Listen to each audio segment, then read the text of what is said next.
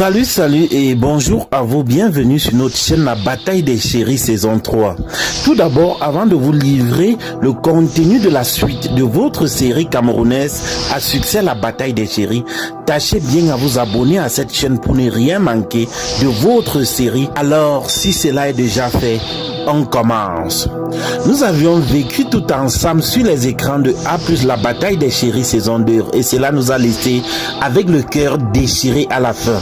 Actuellement, nous allons continuer sur cette chaîne à vous livrer les coulisses de la saison 3 de votre série camerounaise. Mais tout d'abord, permettez que nous commentons un peu les jeux d'acteurs de la saison 2. Nous devions d'abord faire l'état de la saison 2 avant d'engager avec la saison 3. Nous tous, nous avions constaté la saison 2 qui s'est déroulée sans encombre. Mais parlons un peu des jeux d'acteurs et des manquements qu'a fait Ebenezer Kopombia dans cette série. Commençons d'abord par Espérance Ngobo. Espérance Ngobo dans cette série a joué le rôle d'une femme très méchante, une femme qui a même versé du sang pour avoir ce qu'elle voulait. Espérance Ngobo était prête à tout. Citons un peu ce que Espérance Ngobo a fait comme chose de très malsain. Espérance Ngobo a tué 2 personnes chez le gouverneur. Espérance Ngobo a tué Marguerite Tchatchouang. Espérance Ngobo était aussi impliquée dans plusieurs coups qui ont seulement manqué un peu à la mort de Fatimamba. Alors je suis très surpris que le producteur de la série en fin de compte n'a pas infligé la sanction ultime à Espérance Ngobo. Ça veut dire à la fin du film, tout ce qu'elle mérite, c'est de s'allonger juste dans une salle de prison et elle le regrette. Elle n'est que face à sa conscience. Moi, je pense que Espérance Ngobo devait mériter plus pire que ça. Laissez vos avis en commentaire afin que nous espérons mieux dans la saison 3.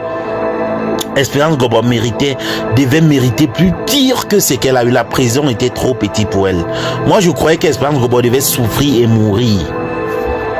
Vraiment, moi, je croyais qu'elle devait souffrir et mourir. Maintenant, parlons du jeu d'acteur de Elimba. Nous voyons qu'au départ, le message qui se code réellement dans le jeu d'acteur de Elimba est difficile à décrypter. Puisque c'est tellement large, chacun pourra interpréter cela dans son sens. Mais moi, personnellement, dans mon sens, si je vais d'abord faire le récapitulatif de la vie de Elimba. Elimba est un jeune garçon qui voulait être attiré par toutes les femmes, un peu comme tous les hommes de nos jours. Soudain, il s'est retrouvé en train de signer un pacte avec l'esprit de l'eau. Et ce pacte-là devait permettre à ce que toutes les femmes courent après lui. Il a alors grandi, il est devenu un homme. Ce pacte-là était toujours en lui. Ça veut dire que même son mariage devait être dérangé. Même ses affaires devaient être dérangées parce qu'il ne devait pas connaître faire la part des choses. C'est comme ça qu'Elimba s'est marié avec Fatimamba. Puisqu'il était toujours accro aux fesses des femmes, il n'a pas su entretenir ni garder sa femme. Il a connu le divorce. Et pour finir, s'est séparé de toutes les femmes dehors. Le message d'abord qu'il faut retenir dans son jeu d'acteur dans un sens moins large, c'est que il faut éviter de se compromettre pour avoir quoi que ce soit. Au final, vous sortez toujours perdant et malheureux. Il faut éviter de se compromettre. Ça, c'est le message direct à la jeunesse. Il faut éviter de se compromettre. Mais maintenant, parlons maintenant du jeu d'acteur de Elimba. Ça a été parfait. Je vais vous expliquer pourquoi, si on me demandait de noter le jeu d'acteur de Elimba sur 20, je devais donner 19,75 sur 20 à Elimba. Ça veut dire au début de la série, tout le monde le déteste parce qu'il est cet homme-là qui joue à fond le rôle d'un homme infidèle. Elimba jouait à fond ce rôle-là.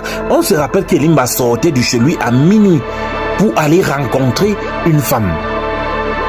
Il joue parfaitement ce rôle. Et à la fin de la série, il joue encore parfaitement le rôle de cet homme-là qui s'est rendu compte que se compromettre, c'est rien et la conscience vaut mieux que tout.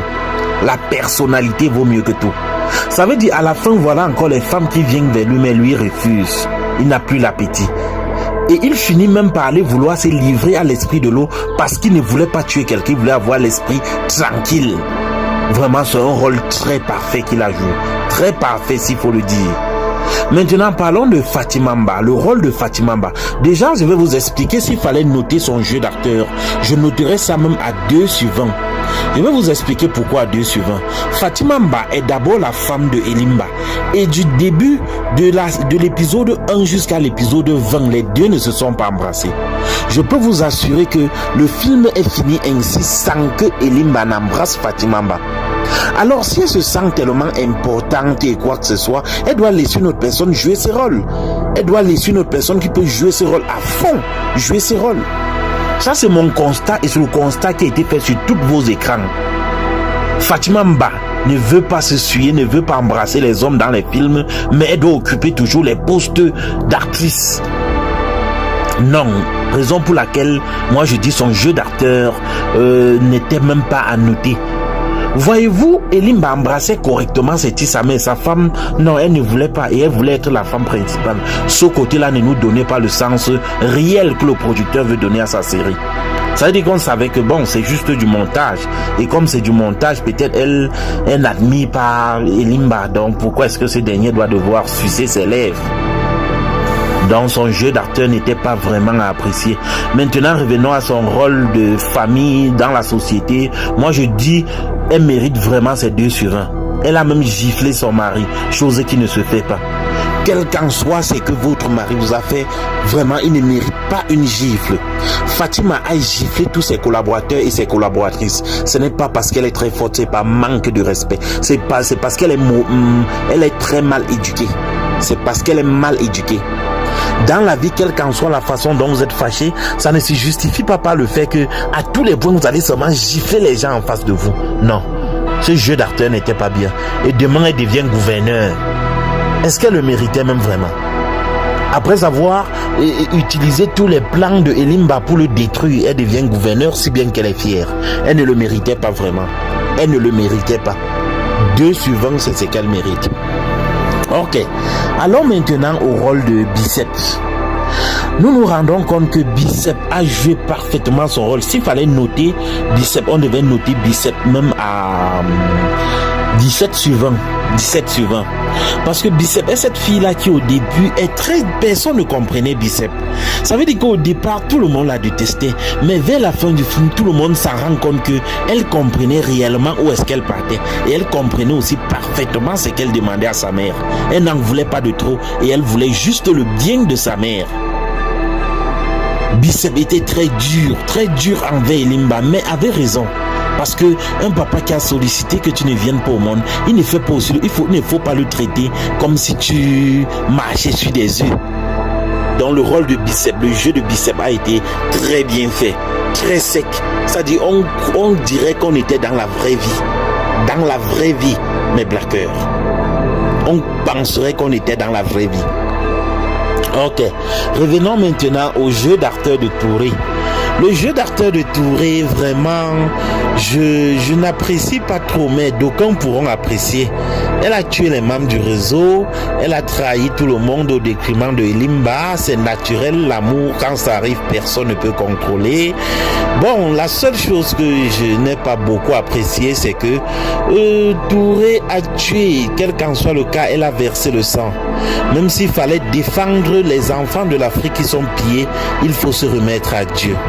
Il faut se remettre à Dieu. Si il fallait dire que chacun doit récupérer 2 personnes ou une personne qui fait du mal, aller l'assassiner pour que le monde se porte mieux, ça sera une guerre interminable. Interminable. Donc moi je pense que Touré a bien joué son rôle, mais vraiment assassiner, c'est là où elle a fauté. C'est où elle a fauté, pour vous dire vrai. Mais son jeu d'acteur, on peut nommer ça à 15 sur 20. On peut noter ça à 15 sur 20. Ok, restez toujours abonnés pour la partie 2. La partie 2 arrive très bientôt avec les jeux d'acteurs des autres. Tout en attendant que d'ici quelques jours, nous lançons avec le résumé de l'épisode de la saison 3 de votre série tant aimée. Merci.